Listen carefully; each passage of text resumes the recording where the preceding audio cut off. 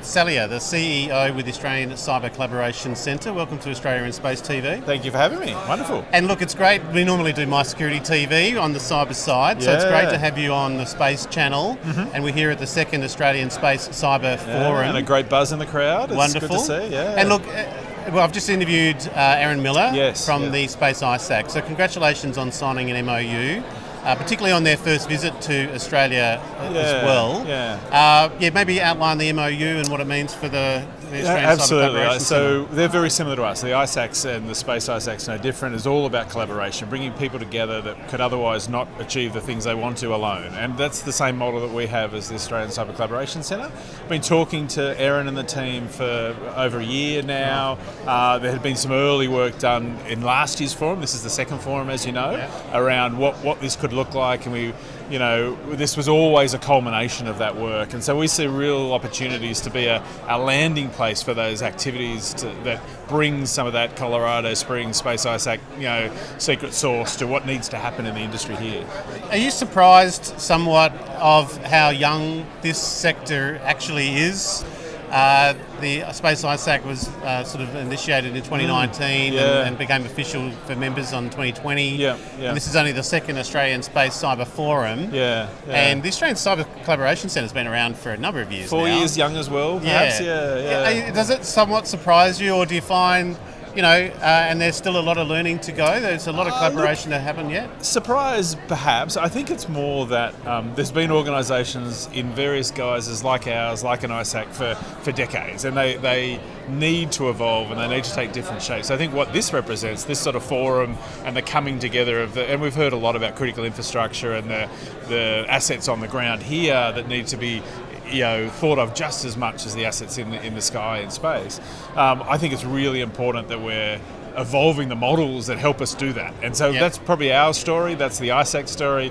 Forums like this, that's their story as well. So you look around the room, there's people that have been in this space for 40 years, right? They've moved through, they've advocated for, they've perhaps banged their heads on walls, but I'd like to think we're at a point where there's a tipping point. Our SOCI Act gives us that opportunity to put very firmly critical infrastructure and its dependency on space infrastructure really at the centre of it. It's a foundational piece rather than necessarily just the vertical of space, and maybe that's the evolution that's been really important. Look, I think you've nailed it. It is an evolution, and as you say, it's not potentially a reinvention of the sector as well, and it does create some focus or renewed focus on what is a long-term challenge, and as the industry heads towards, it's been mentioned a couple of times, towards $1 trillion industry and an international, it has alignment, I find, with space and cyber being both global industries, and the language is global.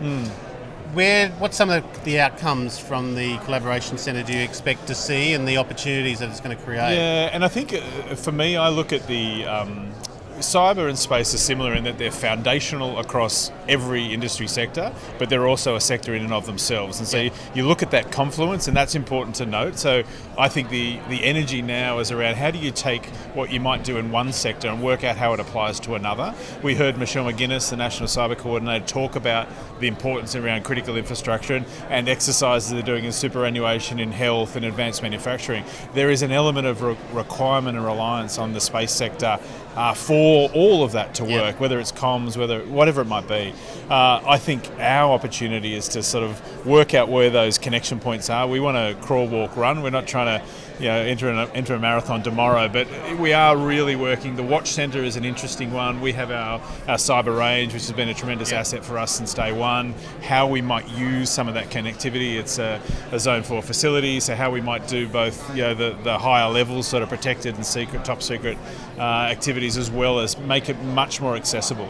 The LEO working group they've got is really interesting. How might we bring local manufacturers in Australia around? We've got some great success stories, Myriota, Innovor, Gilmore. There's some really interesting stuff happening in the space, as you would know. So I think if we can bring that energy here, use the Space ISACs, as you said, only a little bit older, but use their understanding of what works. I think there's some real opportunity. Well, the other takeaway that was mentioned in the panel session, that the Office of the Regulator for Space is looking at that cyber. Yes, so I think the industry should be put on notice that standards will be coming through, and there will be a compliance check. Yep. And I think there is that gap between the local SMEs and the startups versus the primes. Within this domain, they need as much uplift and help as they can. Well, Enrico and I meet regularly exactly on that point. They've invested something like $40 million in the local industry, probably a drop in the ocean of what we really want to see, but it's a great start. But he is at that point where he's looking at what are the carrots and the sticks that the regulator can use. How do you build that civilian and defence-based ecosystem? And I think there's some great opportunities. There's a Trailblazer project between Union New South Wales and Adelaide, in which there's a range of organisations that cross over defence, cyber and space, and I think there's some target areas there. Some of the companies I mentioned, including, you add to that Silentium and others, there's some really interesting opportunities if we target what Enrico and the Space Agency's objectives are, what we're trying to achieve across broader uplift in the cybersecurity resilience realm. I reckon there's some great opportunity, and that's why the MOU came about. We said we're not going to do everything they do from day one, but I think we pick some of those things, line up to people that are on the same journey. We're on a good path. Well, look, it's almost the moment I walked in here. You were sitting down with Aaron Miller from the Space ISAC signing an MOU.